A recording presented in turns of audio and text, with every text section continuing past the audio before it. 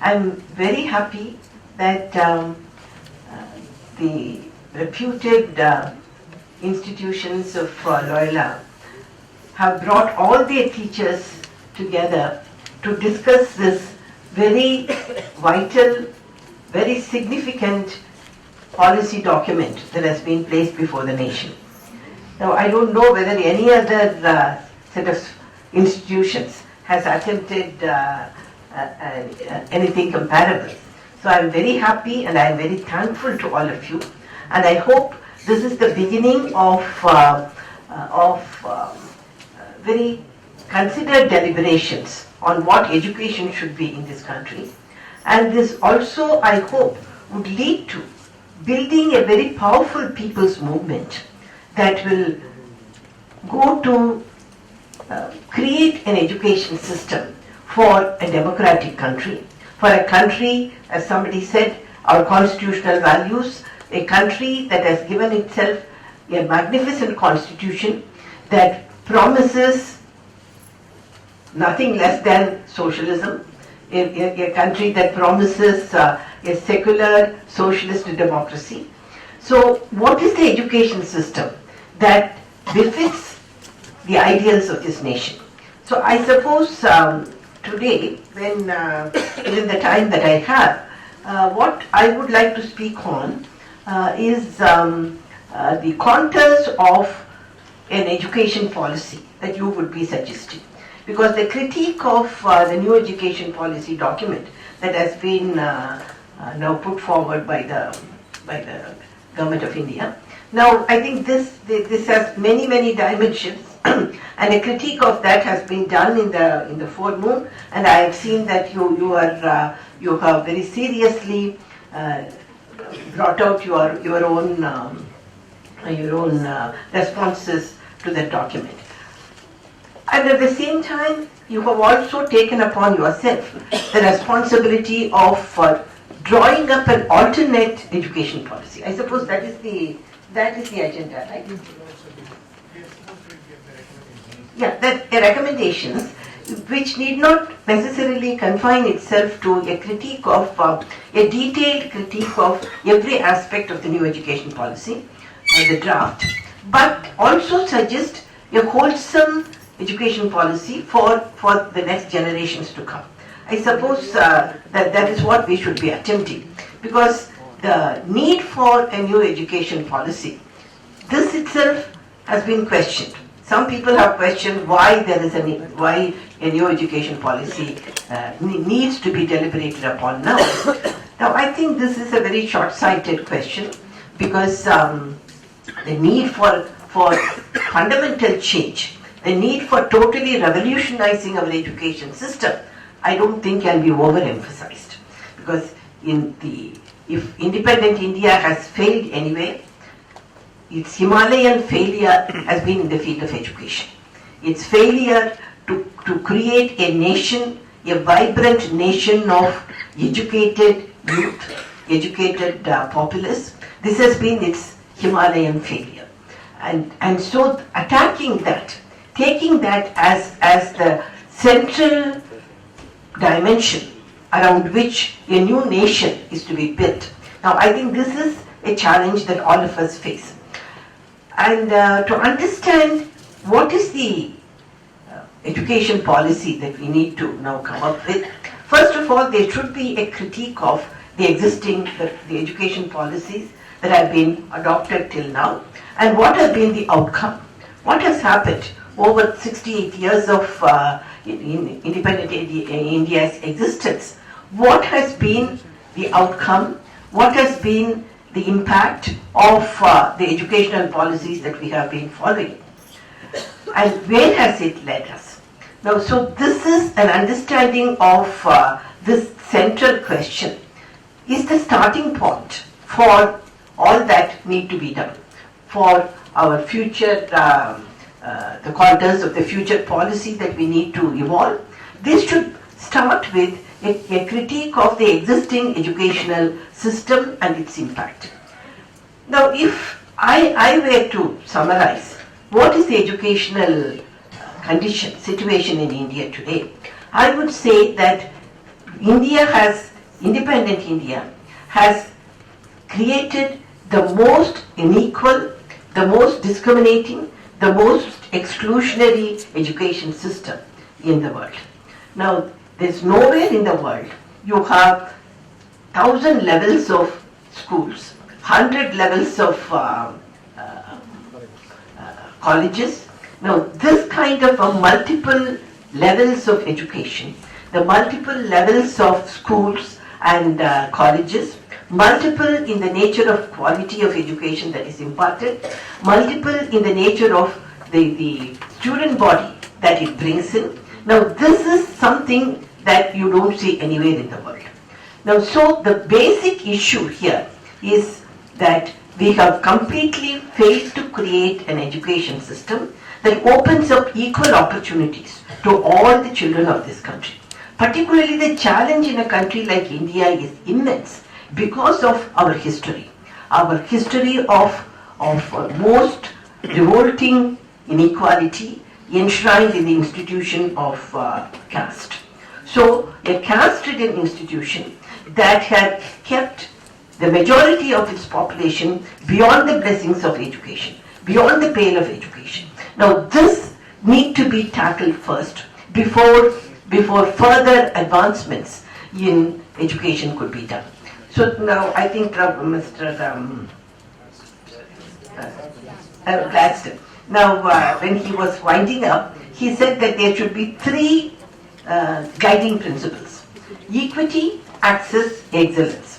Now this was said in a slightly, almost the same ideas by one of the doyens of education, J.P. Nayak, in the 60s. Now he said that the elusive triangle of education has three sides: quality, quantity, and equity. If any one of this is compromised, then the entire triangle collapses.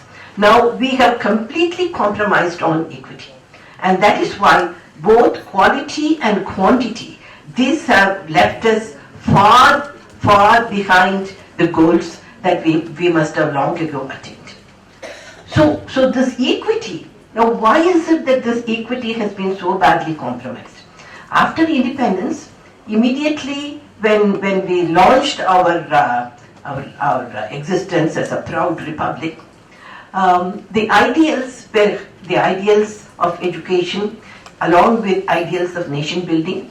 Now these were inspired by the ideals of the freedom movement, and many of those ideas, at least up to the end of the 70s or almost up to the middle of the 80s, in some way or the other, those ideals were the guiding principles in molding our education system. But once the neoliberal policy started, once in 1991 the globalization and what we call liberalization, all these started, the reconstruction of India to suit the needs of neoliberalism. Now these have become our major guiding factors. Now, your principal made a very scathing attack almost on the present education system. Let me see whether I can locate it here. Yes, he said the aim of the education policy is to remain relevant to globalization and to regulate and I'm sorry, I have my one, I'm not able to read my own handwriting. Now the twin agendas of capitalist accumulation and commercialization, right? I'm sorry, communalization. Yes, the twin agenda of capitalist accumulation and communalization, and fully privatized education. Yes, totally catering to the needs of the MNCs, the multinational corporations. So this is how I think he summarized it.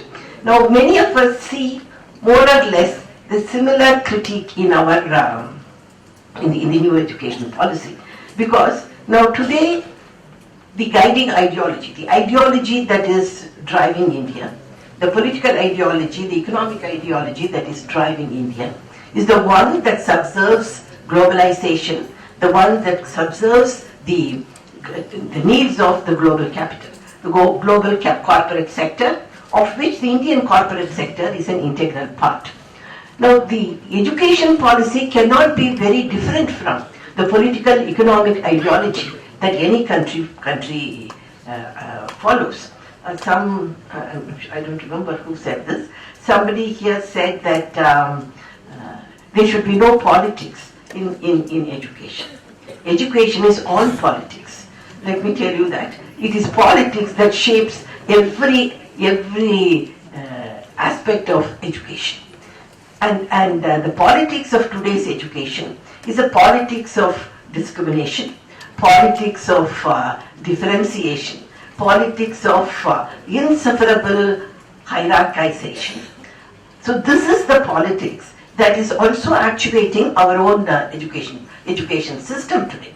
So if you take the whole world, I suppose there is something like looking at historical models, historical examples of countries that have marched ahead, that are countries today that are celebrated as advanced countries.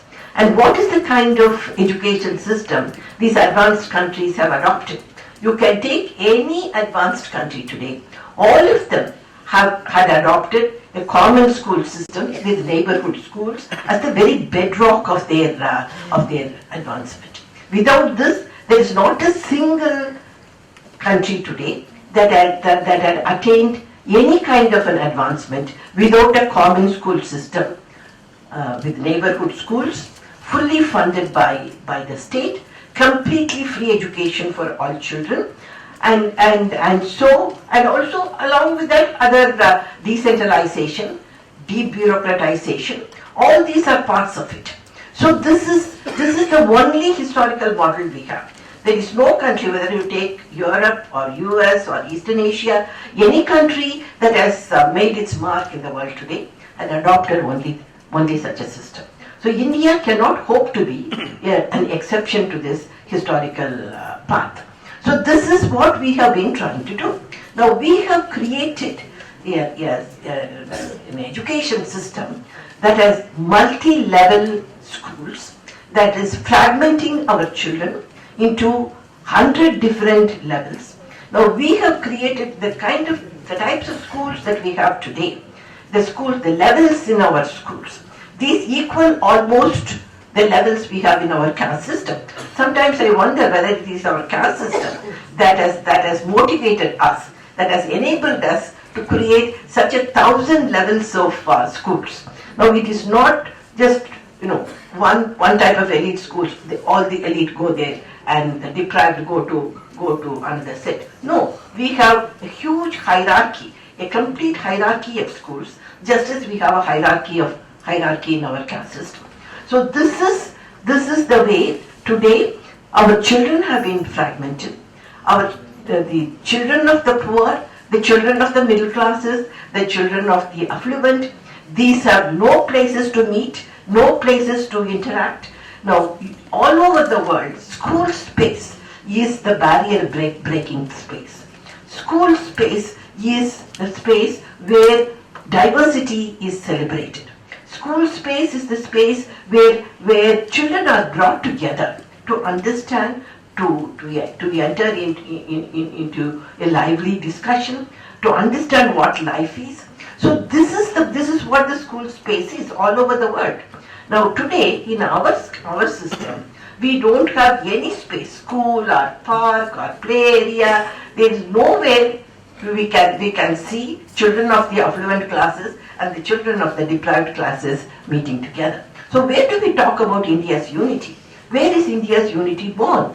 If the seeds of this dissension, the seeds of division, these are sown in the minds of these children, then where do we see this?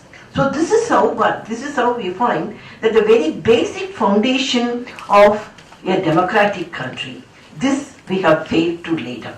And this is the very basis of all our ills, not only in the field of education, in the field of economic development. Because in the field of economic development, we have an enormous advantage in what is called demographic dividend. We are a young country. We are a young, youthful, vibrant country. The whole world is jealous of us. When you look at the composition of our population, which consists of a majority of very young people. Today, China, our near competitor, is an aging country. Most of the countries are aging, but we have failed to reap the benefits of this demographic dividend because we have created an unequal system through our education. Now, we all know that there is this India is not one India. Now we have what is called a shining India and a suffering India and a middle India, which is an aspiring India. This aspiring India that has completely turned its face away from the suffering India and is desperately trying to catch up with the shining India. Now, the education system inevitably will only be able to cater to this kind of a system.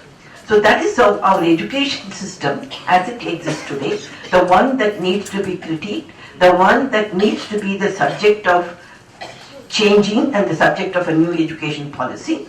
Now this education system is perfectly suited for creating this India, the shining, suffering and middle India. But this does not mean, I do not want you to feel that it is only in a socialist country, a country that has brought in a total equality of all people, that something like a common school system with neighborhood schools, fully state-funded schools, fully free education for everyone, complete quality education that ensures the full flowering of the individuality of the student, a full flowering of all the potentials of all the children. This is possible. No, it is not that only socialist countries have brought about such a system. In fact, all the countries where this common school system has been established, these are all capitalist countries. Whether it is USA or West European countries, all of them are capitalist countries. Then why is it that even countries that believe in inequality, believe in capitalism, who have been the leading lights of capitalism, why is it that in their education system they have created equality, a system that provides equal opportunity to everybody? The reason is only such a system will be able to bring out the full human resource potential of a society. Otherwise, you are condemning a majority of the population to a second-class level, to a third-class level, being denied the possibilities of blossoming. So that is why you find that this common school system, which means that there is only one type of equal system, and a neighborhood school system. I'm sure all of you know about the neighborhood school system, where the children who live in the neighborhood of every school, they automatically go to that school and not go to any other school. And so in such schools, you have the children of the most affluent and the children of the poorest all study together, and fully funded by the state and managed by, mainly owned and run by the local government, whether it is the Corporation of Chennai or the municipalities or the panchayats. These are the ones that are given the responsibility of running the institutions. Now, because this is decentralization of democracy. There can be no democracy without decentralization. Now, the number of comments were made about uniform system of education that is thought to be evolved through this new education policy. Already there is a considerable uniform system, and also you find much of the opposition that has risen, particularly in a state like Tamil Nadu, to the new education policy, comes from the Tamil people's, the Tamil state's need for maintaining the state's autonomy from central imposition. Now, this is a federal state, in a federal country. In a federal country, education should automatically belong only to the realm of the state.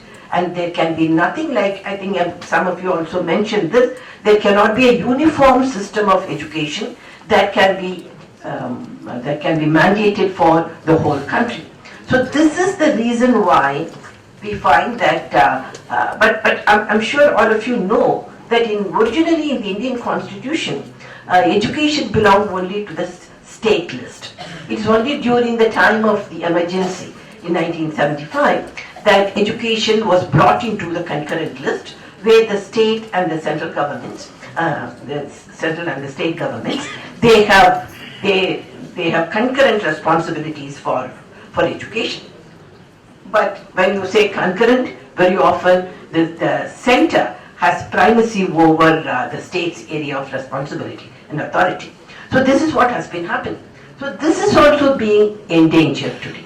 So a centralization, when we are opposing the new education policy, it is the commercialization, it is the privatization, centralization, bureaucratization, saffronization, so many aspects of this new education policy that are the target of our criticism today.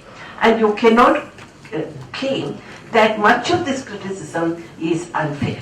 There may be, I mean, I'm not saying that there's not a single line in the new education policy document that can be accepted, but its overall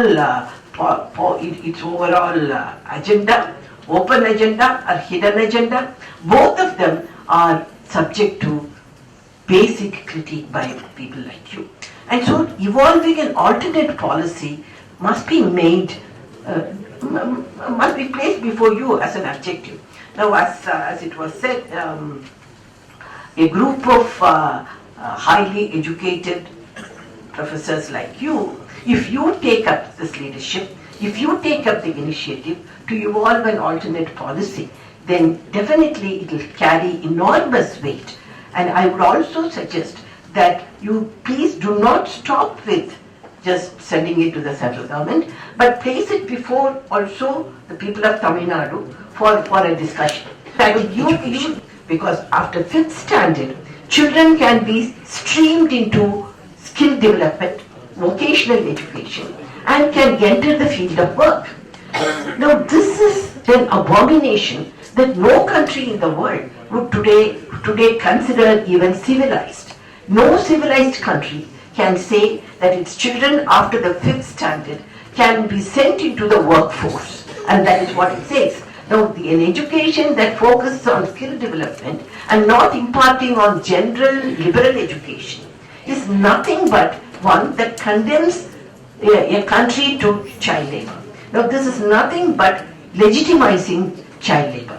Now, I'm sure all of you are aware that as we are discussing all this, a new Child Labor Amendment Act has also been passed by the center. Now, this is the most atrocious abomination that you could think about. All the advancements that have been made in fighting against child labor in India, now these are being reversed today. Now today, this new Child Labor Act, it says that children below 14 years of age can be permitted to work in their family occupations. Now this is really opening the gates for taking children out of the schools into the world of work.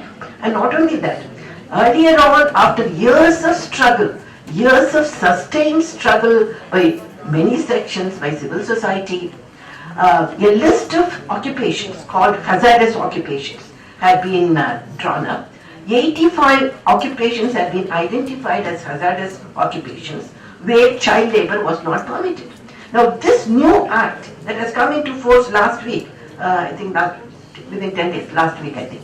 Now that says, that reduces this list of 85 occupations to just 3. So in all the other occupations, child labor below the age of 14 will be permitted. Now what kind of an enlightened society is this for which we are legislating? So this is, that act must be read along with the new education policy draft. Now both have similar intentions, and the intention is providing a cheap labor force for the world corporate sector and the Indian corporate sector. Cheap labor force that is meant for purely working with hands, children with only with hands, and not with the capability of cognitive development, capability of contributing to the democratic polity of the country.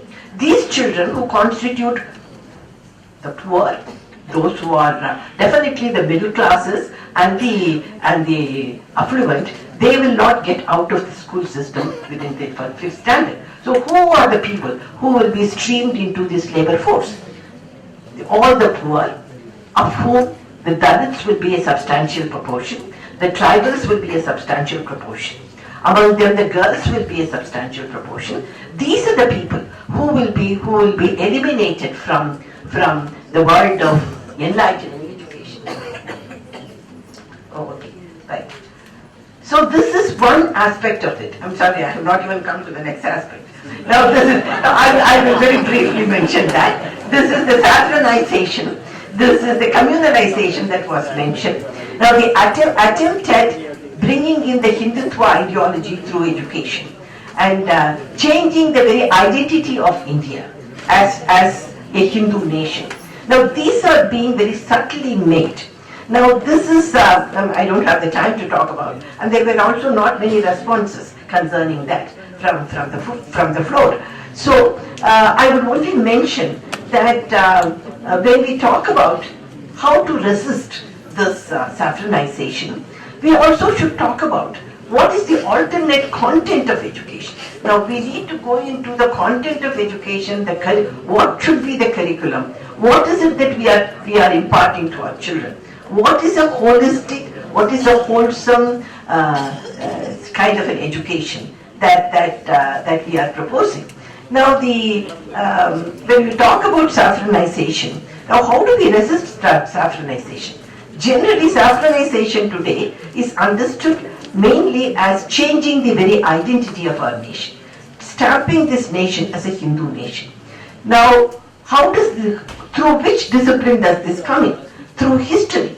It is by saffronizing our history. It is by communalizing our history, teaching our history as the history of a Hindu nation. Now, this is how the saffronization creeps in. Now, where is it that we have taught in our schools, in our colleges? Do we teach history at all? Do we teach history in our schools? I think history has disappeared from our higher secondary stream. I don't think there is any single private school in Tamil Nadu that teaches history. So when you reject history, so how do you give the power to resist saffronization? So when you talk about the alternate system, I would like to suggest that even suggestions like these, that teaching scientific history, teaching children to understand the difference between history and myth. Now these all these should be part of the curricular changes that we try to bring in. So anyway, so this is my hope is that the committee that you are constituting would deliberate upon all aspects of this policy, but identify the major thrusts. What are the major thrusts? And how are these major thrusts working out? How are they being brought in through different requirements? Through requirements like, all the requirements, anything that is even today operating. Now, how do we change this? And who decides all this? Who decides the curriculum? Who decides the nature of the school? Who decides what should be the examination system? Who decides what is merit? Now there are many things. So now the exclusion in the Indian education system works in 100 different ways, particularly in deciding all the rules of the game. Now I don't know whether I have a very, very favorite joke. I will finish with this. Now many of you would have seen Dennis the Menace, a very well-known cartoon character, a 5-year-old naughty boy. Now he is teaching a game to his friend who is younger than him, who is 4 years old, And this is what he says. Remember, Joey, you can win in any game if you are the one that makes the rules. Now, all the rules that operate our education system, everything, every little aspect of our education, these are drawn up to provide the advantage, to provide the winning field to the better off people, to those who have the social economic capital in their hands and who today run the economy of the country. So this is whichever government is in power, whether it is BJP, in fact this neoliberal policy accepts Afghanization. Now this was started even by the earlier government, the Congress government, and most of the state governments, they are also following the same policy. So because the policy, the governments might change, but the economic powers behind them remain the same. There's one of our Tamil Nadu's politicians once said, in India, the masses decide who will form the government, and the classes decide what those governments will do. So even if you change the government, the same policies will continue. So that is why you find, unless the foundations are changed, unless the very understanding of the meaning of education is changed, unless the role the education system needs to play in building a vibrant, truly democratic, equal society, unless we understand all this, then mere marginal political changes will not deliver us from the type of system and stagnation in which we are now sunk. So I'll finish with this. I don't suppose there's going to be any questions and answer session after this. Okay, I think they're all tired. I can see that. Yes. So I hope the committee that you are proposing to constitute will come up with a draft new education policy that will become a model, that will become the document on which much of future discussions in Tamil Nadu can be conducted. Thank you very much. குளிரூட்டப்பட்ட இந்த அறையில் தகிக்கும் உணர்வுகளோடு அமர்ந்திருக்கும் உங்கள் அனைவருக்கும் வணக்கம். உங்களுடைய கோபம் புதிய கல்விக் கொள்கை மீதானதாகவும் இருக்கலாம், சனிக்கிழமை ஆயிடுச்சு இவ்வளவு நேரம் அப்படிங்கிறதாகவும் இருக்கலாம். Anyhow, first of all, I want to thank Professor Dr. Anthony Sami, who has given the first statement to start this vote of thanks. Once he said in Lawrence Sundaram Hall, he said, my presence might not be appreciated. I think the same situation is now. Thank you, Professor Dr. Anthony Sami. முதல்ல இந்த ஐடியாவோட father, first of all, I thank Father Vector, who coined this idea. Later I came to know Professor Dr. Selvanathan, and he is the original father of this idea, who brought this idea in the officials meeting. I thank you, sir.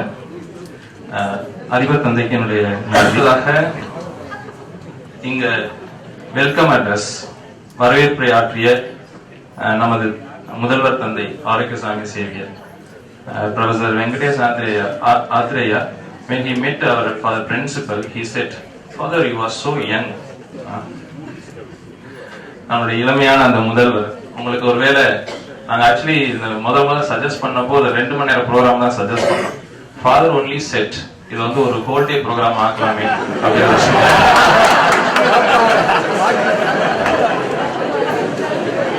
அதனால இந்த சனிக்கிழமை அதுவுமா யாராவது ஏற்பாடு செஞ்சது அப்படின்னு நீங்க தேடிட்டு இருந்தீங்கன்னா அந்த பெருமையெல்லாம் ஃபாதர் தான் சேரும். தனிமையில நீங்க அவரை சந்திச்சு you can express your word மகிழ்ச்சி.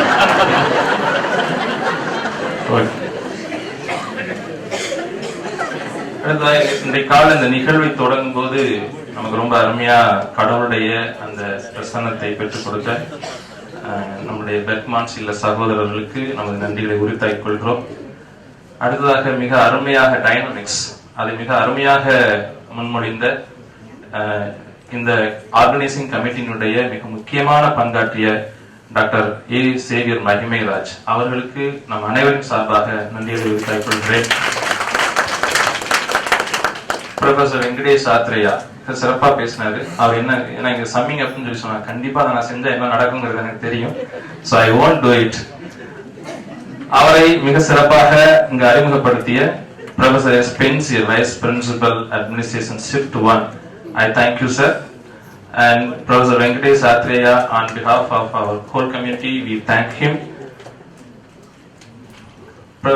Mr. Prince Kajendra Babu, unpacking the new education policy 2016, ரொம்ப அருமையா அவர் உரையாற்றினார். அவருக்கு நம்ம கல்லூரி சார்பா நம்மளுடைய நன்றிகளை தெரிவித்துக் கொள்கிறோம். அவரை இந்த மேடையில் சிறப்பாக அறிமுகப்படுத்திய professor Alex Parimalam, dean of students, அவருக்கு நம்மளுடைய நன்றிகளை தெரியப்படுத்திக் கொள்கிறோம். அடுத்ததாக மிஸ்டர் கி வெங்கட்ராமன், சோசியல் ஆக்டிவிஸ்ட். ஐயா ரொம்ப அருமையா சொன்னாங்க. இந்த நியூ எஜுகேஷன் பாலிசியில் இருக்கிற பல விஷயங்களை ரொம்ப அருமையா முன் வச்சாங்க. அவருடைய பேச்சனால கவரப்பட்டு அவர்கிட்ட தனிமையில் நிறைய பேர் பேசினாங்க. அவர் நான் கவனிச்சுட்டு இருந்தேன். ஐயா அவர்களுக்கு நம்முடைய நன்றிகளை உரித்தாக்கிக் கொள்கிறோம். அவரை இங்கு சிறப்பாக இந்த மேடையில் அறிமுகப்படுத்திய professor P Mary Jessy Rani, dean of women students, அவர்களுக்கு நம்முடைய நன்றி. அடுத்ததாக மேடையில் அமர்ந்திருக்கக்கூடிய அம்மா வசந்தி தேவி, அவங்க அம்மான்னு கூப்பிடுறது ரொம்ப பொருத்தமா இருக்கு. ஏன்னா அவங்களும் ஆர்கே நகர் தொகுதியில போட்டிட்டு இருக்காங்க. ரொம்ப அருமையா how an education policy ought to be in contemporary India, ரொம்ப அருமையா அந்த விஷயங்களை எடுத்து சொன்னாங்க. அடுத்ததாக அவங்க இதை தொடங்குறதுக்கு முன்னாடி professor Klaasen Xavier, who took my responsibility, that is summing up, and who made me to escape from that responsibility. I thank you, sir. ரொம்ப அருமையா அதை சொன்னார் சார். அடுத்ததாக இந்த நிகழ்வை ஆர்கனைஸ் பண்றதுல இந்த கல்லூரியை சேர்ந்த லிசெட், இதை சேர்ந்த பலரும், குறிப்பாக mister Bhaskar who is in லிசெட் and other non-teaching staff of லிசெட், அவங்க எல்லாருக்குமே நம்மளுடைய நன்றிகளை தெரிவித்துக் கொள்கிறோம். நம்மளுடைய கல்லூரியில இருந்து இங்க வந்த அட்டெண்டர்ஸா பல வேலைகளை வந்துட்டு ரொம்ப அருமையா செஞ்சிருக்கிறாங்க. அவங்களாம் அந்த சீன்ல இல்லை, பட் அவங்க எல்லாம் நிறைய ஒர்க் பண்ணிருக்கிறாங்க. அவங்களுக்கும் நம்மளுடைய நன்றிகளை உரித்தாக்கிக் கொள்கிறோம். கடைசியா ஒரே ஒரு சின்ன விஷயத்தோட எனக்கும் ஒரு இன்சைட் இருந்திருக்கு. ஒரே ஒரு சின்ன விஷயத்தோட முடிச்சுங்க. I hope that you will excuse me. That is, நான் சின்ன பிள்ளையா இருந்தப்போ அந்த வார்த்தையில கேள்விப்பட்டிருக்கேன், நீங்களும் கேள்விப்பட்டிருக்கீங்கன்னு நினைக்கிறேன். ஒழுங்கா படிக்கலன்னா வந்துட்டு உன்னை டீக்கல்ல சேர்த்து விட்டுருவாண்டா, இல்லைன்னா மெக்கானிக் ஷாப்ல சேர்த்து விட்டுருவாண்டா அப்படின்னு பேசுவாங்க. ஓகே, இப்போ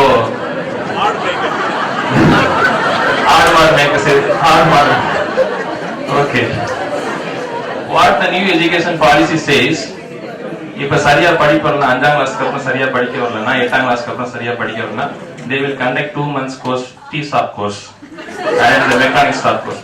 Literally I am saying what is typically which is found in new education policy. இவங்க skill based education சொல்றது இதுதான். நீங்க எல்லாத்தையும் வந்துட்டு படிக்க விடாம வேலைக்கு அனுப்பக்கூடிய அந்த வேலையை தான் அவங்க செஞ்சுட்டு இருக்காங்க. இதெல்லாம் பத்தி நம்ம வந்து கவலைப்பட வேண்டிய தேவை இருக்கா தெரியல. இப்போ ராஜாஜியை வீழ்த்தினது குலக்கல்வி திட்டம். ஒருவேளை இந்த நியூ எஜுகேஷன் பாலிசி மிக சரியான திசையில் எடுத்து செல்லப்பட்டால் மோடியை வீழ்த்துவது நியூ எஜுகேஷன் பாலிசியாகத்தான் இருக்கும் இந்த அடுத்த வாரத்துடைய தேர்தல்.